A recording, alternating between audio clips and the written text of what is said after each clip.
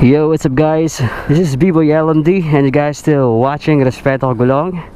Today's episode, it's already 5:54, so it's going to be another night ride with our Easy Ride 150N. So ngayong araw po is kakatapos na natin mag-apply ng tire sealant sa ating rear tire. Nadali yung gulong natin ng isang mahabang tornilyo, no? This time, dito natin malalaman kung gaano nga ba talaga ka-effective o kabisa etong cycle seal. So ngayong gabi sa biyahe natin ang ating ER150N. Papasabak ang motor natin ngayon dahil sakto rush hour pa. Alright, so syempre pagas muna tayo. Flying V ulit.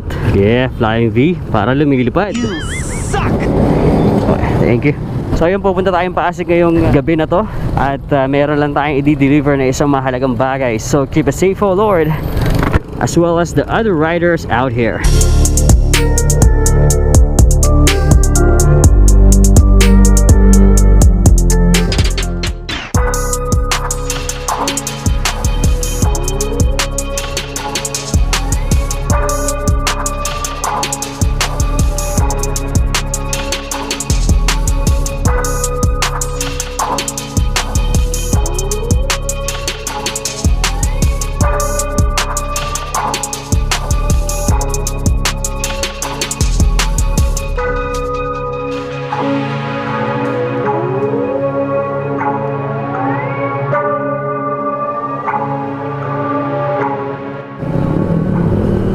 Grabe, ano, ganun-ganun lang. Andito na rin tayo sa junction. This is Motorcycle City, Cainta. Wow! Yeah! Grabe, nananaginip ba ako? Ang bilis. Buti na lang dire-diretso lang yung ganung facing. Laki na rin ang pinagbago nitong lugar na to. Actually, malapit na tayo eh. Kasi paglagpas lang ng SM East, yung dating SM Ever. Hindi ko lang Ever Ortigas ba yung tawag dyan dati. Alam ko lang dyan Ever. Yung paglagpas na itong SM City East, ano to? Hindi na ito You suck! SM East, yan. Nice. Kailangan na natin kumanan kasi dahil we are going to turn right. We're going to turn right. Kailangan natin kumanan dahil we are going to turn right. Oops! Magulat ako dun sa mga takip ng manhole. Nakakagulat yung mga takip ng manhole. Sobrang dilim, parang butthole. Oops! Sige po. Sorry, first time ko lang po magmumotor. Pwede na! Sir, dito po ba yung papuntang Pangalang Building? Sige, thank you po. Sige po, thank you. So, diretso lang daw tayo. Ang ganda dito, grabe oh, mga kondo. Wow! Damn, ang ganda din ng pagmasdan, no? Pero kung ako papipiliin, kung titira ako dyan. Oh no! So, kanina pa pala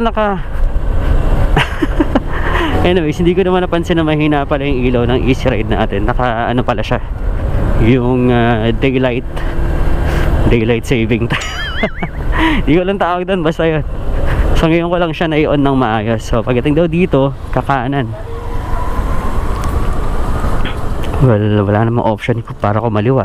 Kaya tatawagan ko lang yung ating i-meet Destructive Driving 101. 5 minutes later. Ay, so Stig.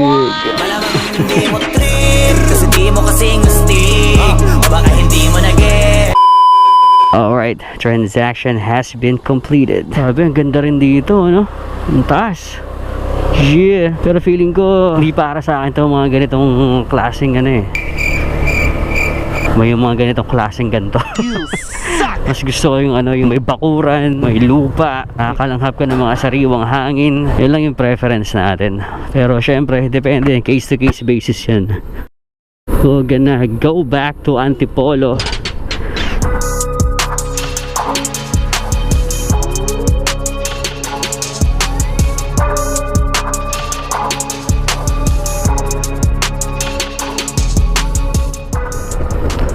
Okay, ganun-ganun lang, junction na ulit. Parang hindi ganun ka-traffic ngayon Sana all the way ganito, parang madali lang tayo makauwi dahil pagod na ako, ang dami kong ginawa. Pwede na!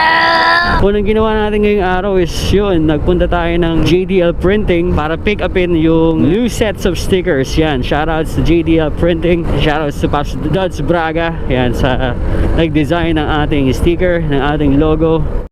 Eto na, mukhang dito na magsisimula ang sapalaran. Let's go, let's go. Okay na rin na ma-expose tayo sa mga ganitong klaseng kalsada, no? Para baka mali mo, payagan tayo ng asawa ko na mag-endurance, no?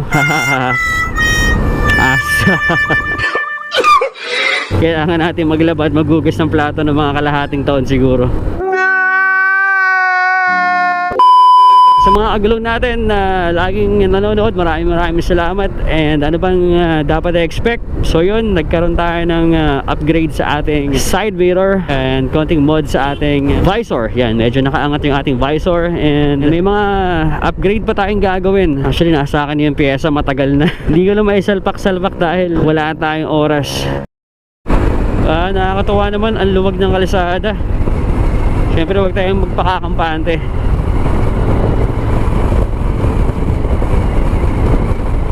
Yeah boy. Lamig, sarap. Minsan yan din hinahanap ko eh, yung bugso ng hangin sa ating katawan habang nagmamaneho ng marahan. Nice. Dito na tayo sa Singer. Yan, dito sa lugar na maraming magagaling kumanta. Pwede na!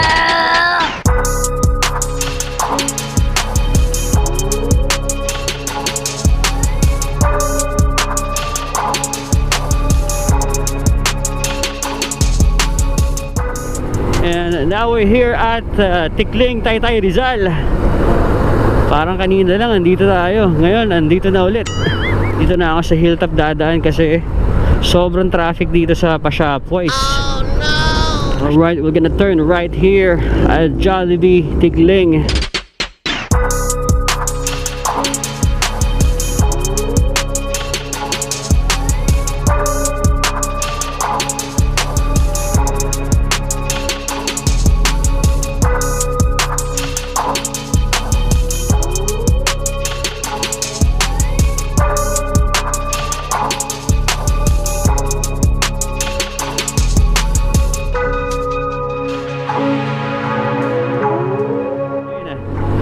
And by the way, since today is Saturday, no, sa mga kagulong natin na nag-ride, ingat-ingat po sa atin.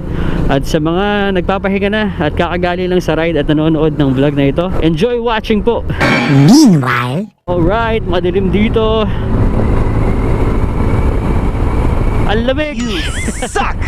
Ang lamig! Ang sarap! Kahit hindi na pala tayo pumunta ng Tagaytay. Antipolo lang ang malakas. Sarap dito. By the way, this is Cabrera Road. Yun, so kahit hindi ako nakapag-ride sa ibang lugar yung day off ko, no? So ngayon, na-enjoy ko kahit ang purpose lang naman talaga ng biyahe natin ngayong gabi is para mag-deliver, no? So, simpleng pag-deliver. Actually, na-enjoy pa natin yung biyahe, which is yun yung importante sa lahat.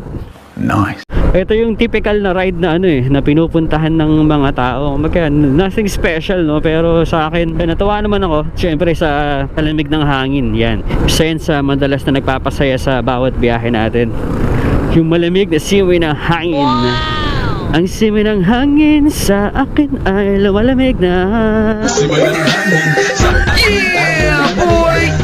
Ang simoy ng hangin sa akin ay lumalamig na. Simoy ng hangin sa akin ay lumalamig na. Stop it. Get some help. Grabe, medyo ginudge ko masyado yung magiging biyahe natin ngayon. Grabe, naabot lang tayo ng 1 oras. Hindi ako makapaniwala. At yun, isa rin yung sa nagpapasaya sa akin, no, na na-travel natin yung lugar na yun sa may SM East within 1 hour. Can you imagine that? Oh, hell no! So how are we going to wrap these things up? Mamaya, titingnan natin pag uwi ng bahay kung may nagbago ba sa gulong natin, no? Kung sumisingaw pa rin ba. And yun, sana na-enjoy nyo rin tong munting biyahe na to, ano. Maraming salamat kung sinamahan nyo ako sa ride na to. Maraming salamat sa panonood. Abang-abang lang kayo lagi sa mga uploads natin. Yung mga vlog na hindi nyo pa napapanood, you can just browse sa ating video section. Panoorin nyo lang. Enjoy viewing lang po. And magkita-kita tayo muli sa mga susunod nating vlog. This is B-Boy LMD and you guys are watching Respeto, Kagulong. Always remember, just be safe always and enjoy every ride. Bye for now.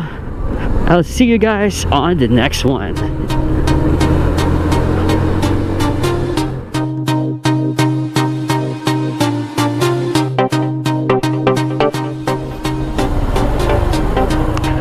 Let's try to look at the tire. Let's see kung may pinagkaiba. Ito ata yun. Ito yun, wala na eh. At matigas pa rin yung gulong natin. Nice, nice. Effective, effective. Maraming salamat Cycle Seal. And thank you Lord at safe tayo sa biyahe na.